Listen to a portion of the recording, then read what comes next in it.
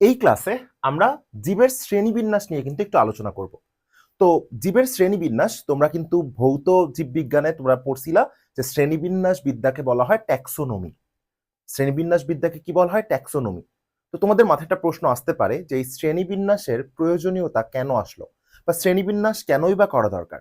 তো এর জন্য তোমরা জাস্ট মনে রাখবা যে আমাদের সারা পৃথিবীতে এখন পর্যন্ত কিন্তু উদ্ভিদের প্রায় 4 লক্ষ এবং প্রাণীর প্রায় 13 লক্ষ প্রজাতির নামকরণ এবং বর্ণনা কিন্তু সম্ভব হয়েছে। এটা একটু মনে রাখবা। তাহলে উদ্ভিদের কত? উদ্ভিদের হচ্ছে 4 লক্ষ এবং প্রাণীদের হচ্ছে প্রায় 13 লক্ষ। এর নামকরণ এবং বর্ণনা কিন্তু সম্ভব হয়েছে। প্রজাতির কিন্তু 13 লক্ষ প্রাণী এবং 4 লক্ষ উদ্ভিদ না, 4 লক্ষ উদ্ভিদ প্রজাতি এবং 13 লক্ষ প্রাণী প্রজাতির নামকরণ সম্ভব হয়েছে। এবং ধারণা করা হচ্ছে যদি আসলেই পৃথিবীর সকল উদ্ভিদ এবং প্রাণীকে কখনো গণনা করে শেষ করা যায় বা নামকরণ করে শেষ করা যায়, তাহলে এই প্রজাতির সংখ্যা দাঁড়াবে প্রায় 1 কোটিতে। প্রায় 1 কোটিতে দাঁড়াবে। চিন্তা করতে পারছো যে কত বেশি বেশি বেশি বেশি উদ্ভিদ প্রাণী পৃথিবীতে রয়েছে, উদ্ভিদ প্রাণীর প্রজাতি রয়েছে। সো এই সব জিনিসকে চিন্তা করে যে এত এত প্রজাতির উদ্ভিদ প্রাণীকে মনে রাখার জন্য, এই এত এত উদ্ভিদ প্রাণীর কে জানা, বোঝা এবং শেখার সুবিধার জন্য কিন্তু এই অসংখ্য জীবকে সুষ্ঠুভাবে বিন্যাস করার যে প্রয়োজনীয়তা, সেটা কিন্তু বিজ্ঞানীরা অনুভব করেছিলেন। এবং এটাকেই কিন্তু, এটা নিয়েই জীববিজ্ঞানের যে স্বতন্ত্র শাখাটি গড়ে উঠেছে, সেই শাখাটির নাম কিন্তু ট্যাক্সোনমি বা শ্রেণীবিন্যাস বিদ্যা। তাহলে খেয়াল করে দেখো তো, জানা, বোঝা, শেখার সুবিধার জন্য বিজ্ঞানীরা এইগুলাকে যে সুষ্ঠুভাবে বিন্যাস করার প্রয়োজনীয়তা অনুভব করলো, এবং পরবর্তীতে এটার উপরই একটা স্বতন্ত্র শাখা গড়ে উঠলো, যে শাখার নাম হচ্ছে ট্যাক্সোনমি বা শ্রেণীবিন্যাস বিদ্যা। শ্রেণীবিন্যাস বিদ্যার কথা মাথায় আসলেই যার কথা সবচেয়ে বেশি মাথায় আসবে, অর্থাৎ শ্রেণীবিন্যাস বিদ্যার যে জনক, শ্রেণীবিন্যাস বিদ্যা বা ট্যাক্সোনমির যে জনক, তার নাম হচ্ছে ক্যারোলাস লিনিয়াস। তাকে কিন্তু আমরা কখনোই ভুলতে পারবো না, কারণ সেই কিন্তু শ্রেণীবিন্যাস বিদ্যাকে প্রতিষ্ঠিত করেছে। তো উনি হচ্ছে ক্যারোলাস লিনিয়াস, যিনি দ্বিপদ নামকরণ নীতিরও কিন্তু জনক। উনি দ্বিপদ নামকরণ নীতির মাধ্যমে কিন্তু শ্রেণীবিন্যাসকে আরো বেশি প্রসিদ্ধ করেছিলেন। উনি 1735 সালে, তো এটা মনে রাখবা যে উনি 1735 সালে, সরি 1700 কত সালে, 1735 সালে তিনি আহ আপসালা বিশ্ববিদ্যালয় থেকে চিকিৎসা শাস্ত্রের উপর কিন্তু ডিগ্রি লাভ করেন। তাহলে প্রথমত আমরা মনে রাখবো ক্যারোলাস লিনিয়াস সম্পর্কে। তিনি আসলে একজন সুইডিশ প্রকৃতিবিদ। উনি কোথাকার প্রকৃতিবিদ ছিলেন? সুইডিশ প্রকৃতিবিদ।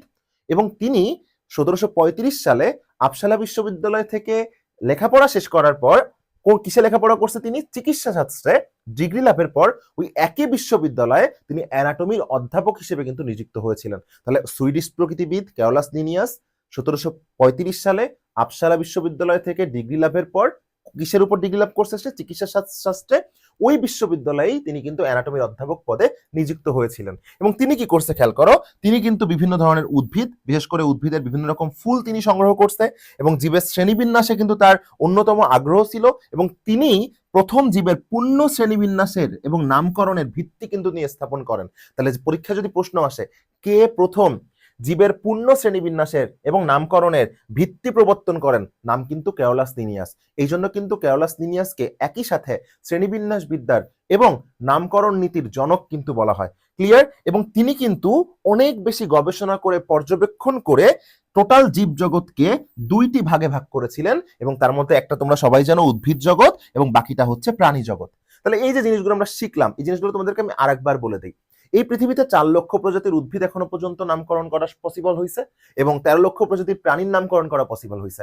ধারণা করা হয় যদি পৃথিবীর সব উদ্ভিদ প্রাণী প্রজাতিকে নামকরণ করা সম্ভব হতো, তাহলে এই সংখ্যা দাঁড়াতো 1 কোটিরও বেশিতে।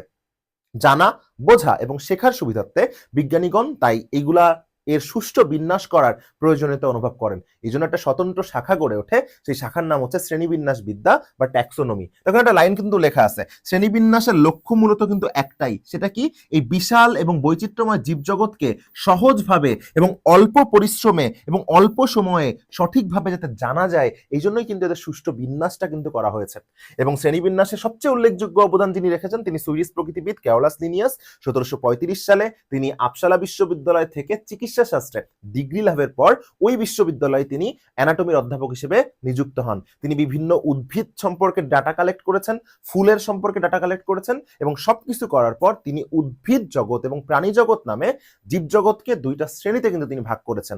এবং আরেকটা কথা মনে রাখতে হবে, সেই কথাটা হচ্ছে তিনিই কিন্তু জীবের প্রথম পূর্ণ শ্রেণীবিন্যাসের এবং নামকরণের ভিত্তি প্রবর্তন করেন। তাহলে আশা করছি তোমরা এই ক্লাসটার মাধ্যমে জীবের শ্রেণীবিন্যাস সম্পর্কে একটা ধারণা পেয়েছো। দেখা হবে পরবর্তী ক্লাসে। সেই পর্যন্ত সবাই ভালো থাকো, সুস্থ থাকো।